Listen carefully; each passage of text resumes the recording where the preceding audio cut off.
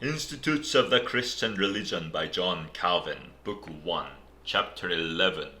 Origin of the use of images and consequent corruption of worship, although sculpture and painting are gifts of God. Sections 8 to 16. Section 8. The origin of images, man's desire for a tangible deity. Next, what is held in the Book of Wisdom concerning the origin of idols is received virtually by public consent, that the originators of idols were those who confer this honor on the dead, and thus superstitiously worshipped their memory. Of course, I admit that this perverse custom was very ancient, nor do I deny that it was a torch with which to fire man's mad dash into idolatry all the more. Yet I do not concede that this was the original source of the evil, for it appears from Moses that idols were in use before this eagerness to consecrate images of the dead prevailed, which is frequently mentioned by secular writers. When he relates that Rachel stole her father's idols, he is speaking of a vice that was common. From this we may gather that man's nature, so to speak, is a perpetual factory of idols.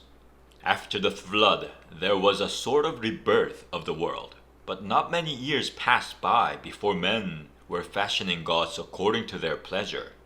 And it is believable that while the holy patriarch was still living, his descendants were giving themselves over to idolatry, so that he discerned with his eyes, not without the bitterest pain, that the earth, whose corruption God had recently purged by a most dreadful judgment, was polluted with idols.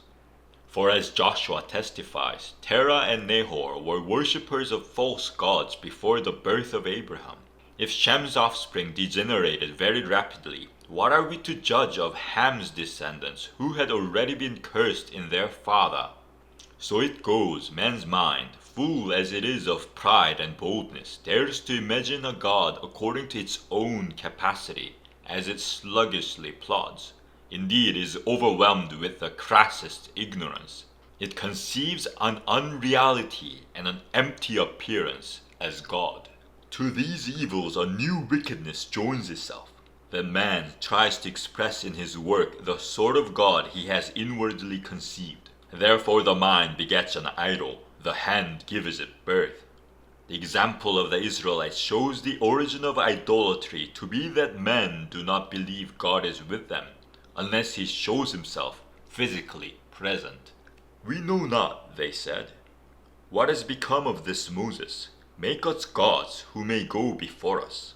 They knew, indeed, that this was God whose power they had experienced in very many miracles.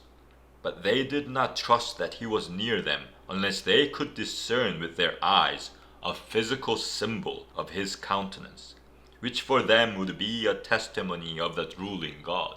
Therefore they wished to recognize from an image going before them that God was the leader of their march. Daily experience teaches that flesh is always uneasy until it has obtained some figment like itself in which it may fondly find solace, as in an image of God.